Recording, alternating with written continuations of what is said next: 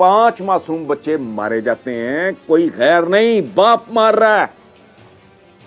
इसके बावजूद हम जिंदा कौम हैं।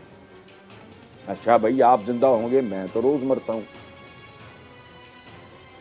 हम जिंदा कौम हैं, गयूर हैं, बाशऊर हैं, पता नहीं क्या है, जिनके हाथों लुट गए। कि खुदा की कसम, अगर मैं किसी गैर मुस्लिम घराने में पैदा हुआ होता जी जी, और मैंने सीरत पे 4 किताबें पढ़ ली होती, मेरा वालेहानापन, मेरी वारफ्तगी, मेरी मोहब्बत यही होती।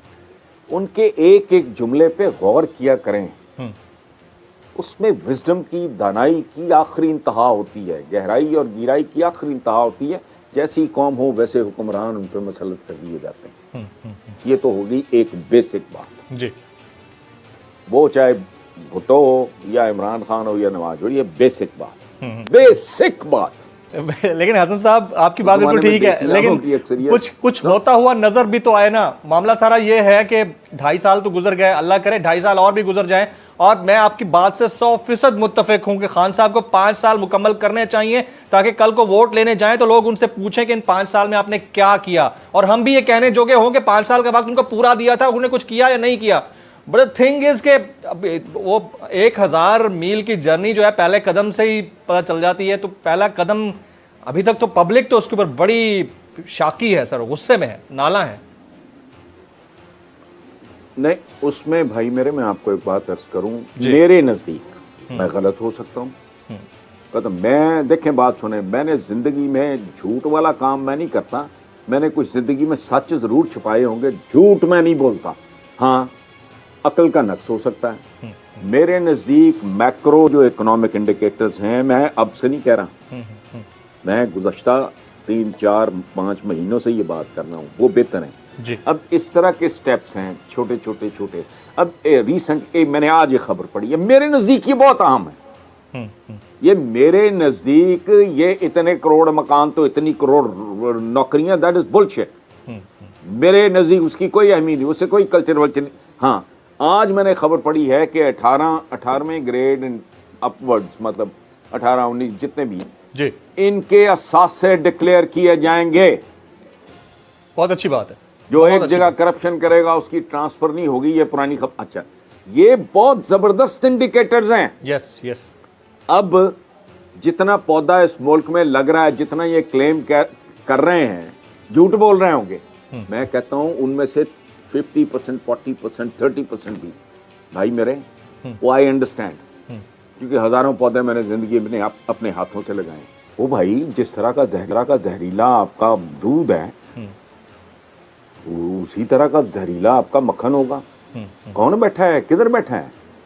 मैं आज ही एक खबर पढ़ रहा था, बड़ी अजीबोगरीब, मॉडल मस्जिदें बनाएंगे। और मॉडल मस्जिदें बनाओगे तो क्या हमें ये तुम यकीन दहानी कराओगे कि वहां से मॉडल मुसलमान निकलेगा?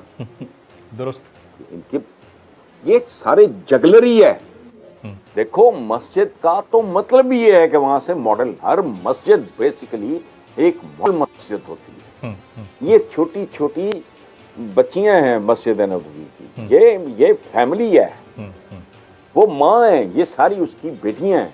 ये जो बाकी मस्जिदें हैं, तो हर मस्जिद मॉडल मस्जिद है। तुम क्या ड्रामा बना रहे हो भाई, मॉडल मस्जिदें बनाएंगे? अच्छा, मॉडल बनाओगे क्या? मुझे यकीन दिलाओ कि मेरे जैसा चोर नहीं निकलेगा, जो हाजी भी करेगा, उम्रे भी करेगा।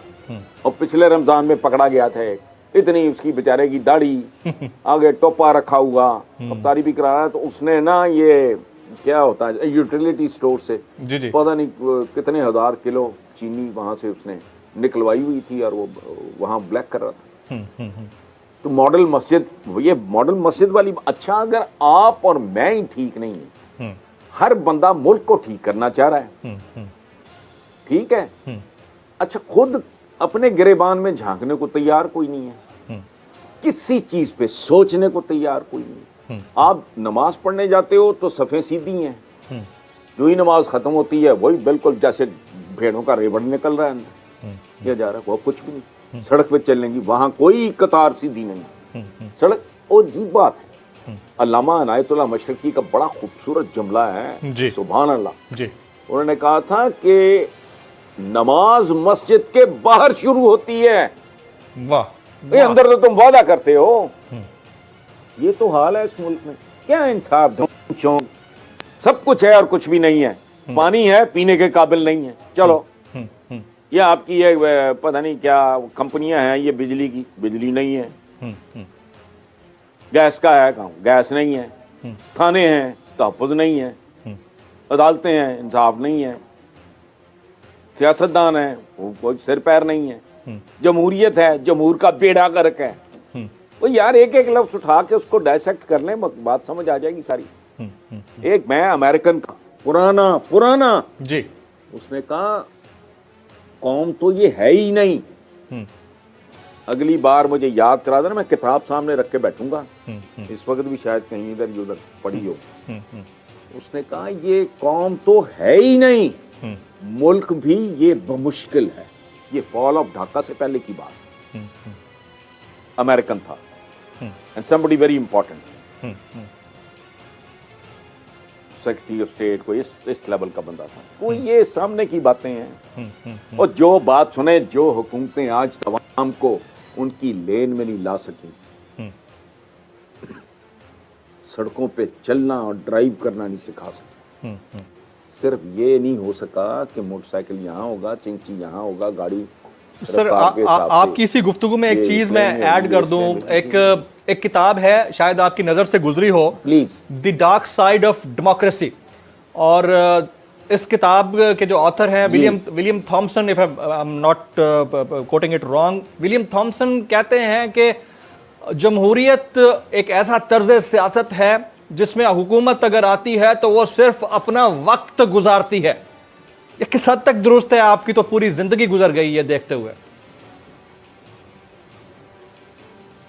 हाँ, तो बिल्कुल ठीक है। मैं तो इसको खैर जमहूरियत कहता ही नहीं। ये तो पाकिस्तान में जो कुछ है, ये शैम डेमोक्रेसी भी इसके लिए गलत लफ्ज है। Normally this term is used, जो आई मीन टूटी फूटी डेमोक्रेसी, इसके लिए तो शैम डेमोक्रेसी। ये पता क्या है, ये पाकिस्तान की जमहूरियत क्या है, मैं लेट मी एक्सप्लेन 2 जुमलों में। जी प्लीज। ये एक चुड़ैल है, नहीं, एक खून पीने वाली बदसूरत चुड़ैल है जिसने अपने एक हसीन दोशीज़ा का रूप धारा हुआ है। वो बंदे को मिलती, जमहूर को, इंसान को, उसको वो जफ्फी डालती है, वो लपकता है उसका हुस्न देख के, वाह वाह वाह। उसको नहीं पता चुड़ैल है, पिछल पैरी है, ये मरदूद है, ये बदसूरत है। अच्छा, वो उसने चूंकि अपना भेष बदला होता है, वो उसको जफ्फी पप्पी करती है। उसके बाद ड्राक्युला की तरह उसके दांत निकलते हैं और वो उसकी शारत पे खून चूस लेते। ये शर्म ही नहीं आती इन लोगों को। इस मुल्क को ऐसा दानश्वर है जो मौरूसियत को भी जस्टिफाई करता है। इतना इतना ढीठ यहाँ मौजूद है। और दलील क्या देते हैं, ये पता नहीं क्या इंदिरा गांधी और बिंदरा नायक और फलाना। और भाई बात सुन, कोई इंसानों की, कोई तरक्की याफ्ता, कोई महजब मुल्क का मिसाल दे, उनका हाल तो देख। कभी वहां मार्शल लॉ भी नहीं लगा तो क्या उन्होंने तोप चला ली, नतीजा क्या निकला? 73 साल के बाद नरेंद्र मोदी। ठीक है, अच्छा फिर क्या दलील देंगे कि जी यहां तो दिलों के सौदे होते हैं, हमारी सकाफत। तो मैंने आज ही कहा, शर्म करो, तुम्हारी सकाफत ही तो रीविजिट करने वाली है। तुम 2 नंबर कामों में 1 नंबर सकाफत है तुम्हारी, होश करो। ये कोई तुम्हारी सकाफत सकूफत नहीं है, इसलिए जलील हुए। माचिस की डिबिया जितना एक मुल्क पूरे बड़े सगीर को हाँक गया। और थी भी कंपनी वो east India company, it was genuinely a company. इतना बड़ा, वो इतना सा मुल्क, तो इस घर से बड़े सगीर पे वो ठोक दिया उन्होंने कुछ। अच्छा, फिर क्या कहते हैं कि यहाँ दिलों के सादे। और मुझे किसी ने बताया, मैं तो वो पढ़ता नहीं हूँ, मैंने कहा यार ये तो नीम पागल लगता है। मैंने उसको ठीक ठाक बंदा समझता था। ये दिमागों के सौदे हैं, दिलों के नहीं। ये जमहूरियत अगर कोई चीज है तो ये कोई हीर रांझा, लैला मजनू, शीरी फराद, सोनी महिवाल, फिर अंजाम भी बस आई है। जो अच्छी लगती है, जो अच्छा लगता है, वो आवे ही आवे है, वो जावे जावे है। वे इस तरह का तो दानिश्वर है इस मुल्क में। वो इसका तो खैर अल्हम्दुलिल्लाह केस कोई नहीं है, तैयारी करें आप भी।